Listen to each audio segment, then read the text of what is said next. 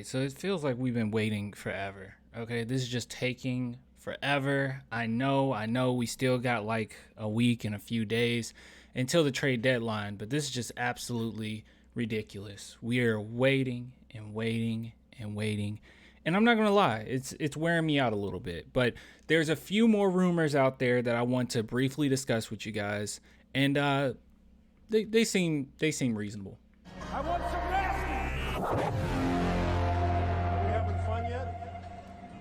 All right, so I'm too tired to talk about merch, so I'm not. If you guys want to support the channel, though, please do. ClanTheMerchFan.com, link in the description. All right, so let's go ahead and talk about this. So Jakob Poeltl, all right, Jakob Poeltl. You guys know the lovable big man over there in San Antonio. So we've talked about this before, but it seems as if things are heating up just a little bit. There were quite a few reports going around Twitter, like this one in particular that I don't have access to. But I end up seeing the article on my phone, but for some reason on the computer, unless I go to a third-party website, I can't look at it. But basically what it was saying was, and this is going to be for another video, this one right here, but it was saying that the Raptors and Celtics still have interest in Jakob Poeltl. So that has not died out or died off whatsoever. So with that being said, how do I feel about that? Well, it seems as if it's going to be a Eastern Conference team that we trade Jakob to. Now, you guys know I thought that the best possible outcome, at least for us, would be to trade him to the Warriors, and then we get Wiseman and maybe a pick. That would be incredible to me. You get a player with some upside that hasn't really unlocked his true potential, and you get the pick that you want. But it seems as if right now the San Antonio Spurs are looking towards trading him to an Eastern Conference team. Now, is that going to be the news in the next few days or whatever? I don't know, but I'm just throwing out there what the rumors are and what's going around. All right, so let's go ahead and look at this. This is kind of similar to another article we watched, but this came out today. It says Poeltl has been consistent contributor to the Spurs in the last 3 seasons, with the previous 2 being the best 2 seasons in the NBA. In the NBA. At 27, he isn't exactly old, but when a team is rebuilding, 27-year-olds seems like an old man in rebuilding years. And I've already said this. I try to think this through, like, is there any possible way that we keep Jakob and is beneficial to us? And I think yes and no, but I'm thinking that we'll be back on top as far as, we're not championship contenders maybe, but like playoff contenders maybe in the next 2-3 years, probably 3 years. Okay, I'm being generous.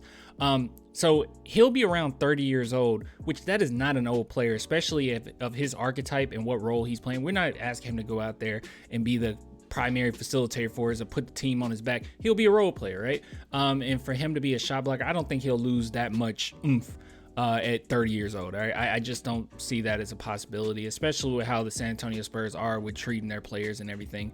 But in this offseason, what would you offer him? I mean, at this point, I mean, he's going to ask for about $20 million a year, maybe a nice 3-year deal, so $60 million 3 years. That's just how I'm thinking of it. It makes sense. Maybe 4 years. I don't know. It just seems really strange. It feels like whatever we give him, because I don't think the Spurs would give him this long-term deal, right? I would see it more like 3 years, 4 years.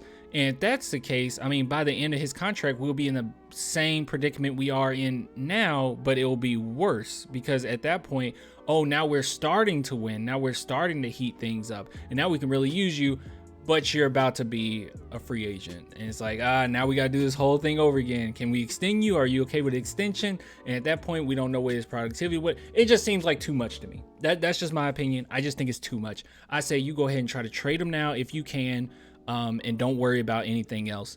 But let's see. So they say how he could help the Celtics. You guys know how he could help the Celtics, okay? And just like how he could help any team. But I did find this interesting nonetheless.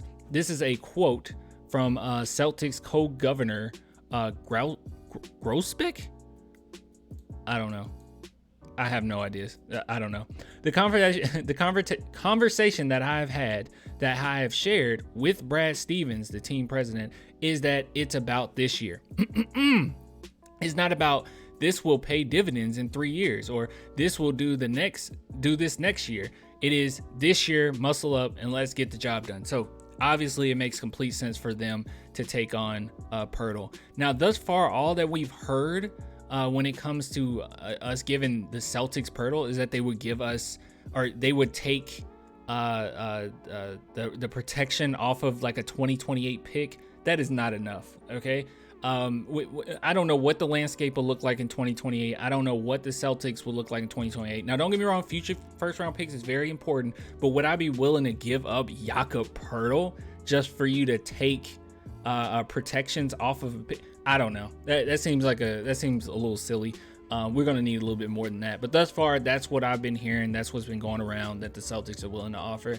Now, if we jump over here, this is where, everyone's talking about it's going to be an Eastern team, or at least this is how people perceive it right now. Could Boston or Toronto make a better offer for Jakob Poeltl? So this is an interesting article. Big shout out to Cal Durrett.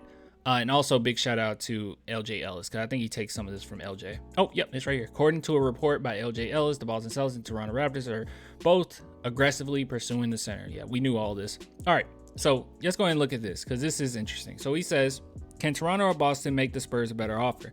A potential trade could include, God, dude, I'm not good at names. I'm like, somebody said, dude, you need to get better at names. You're unprofessional. I'm not a professional. Are you serious? Burke? I think it's Burke. Juancho Hernan Gomez. Okay. He played for the Spurs. I don't know. I suck. All right.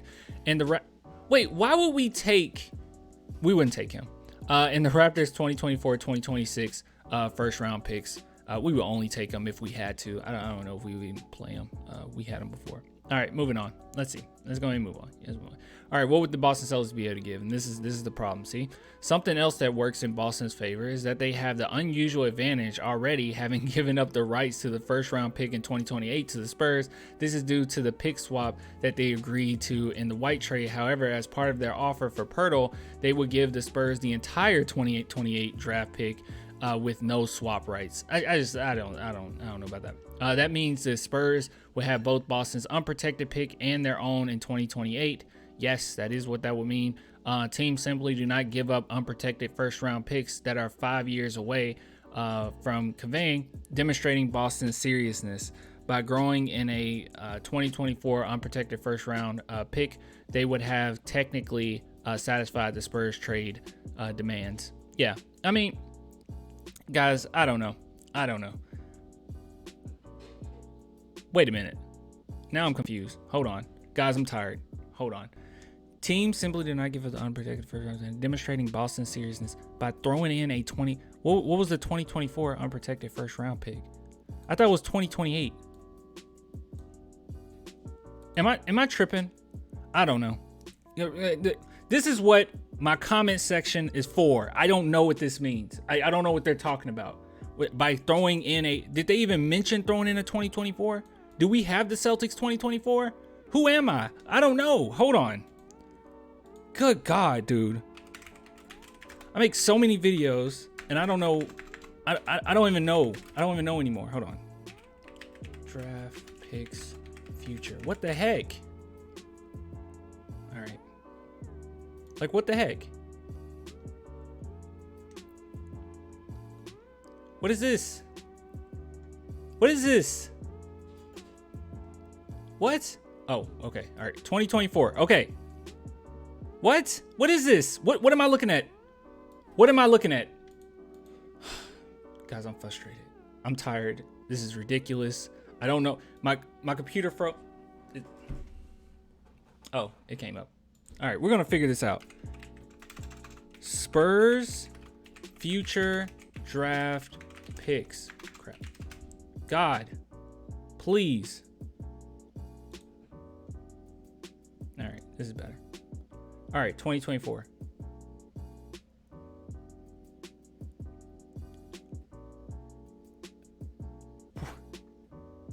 We got their protected top 50 pick may or may not transfer depending on Spurs draft position. We have their top.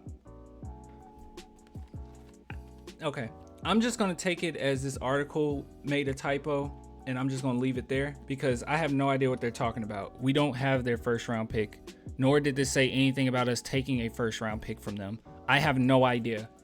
I don't know. I hate this. I hate this channel. I hate everything. Okay, all right. I'm getting out of here, guys. I'm tired. I don't know. It was a long day. I'll give it to you guys later, man. You want to support the channel? You probably don't at this point. It's okay. I'll give it to you later. Bye.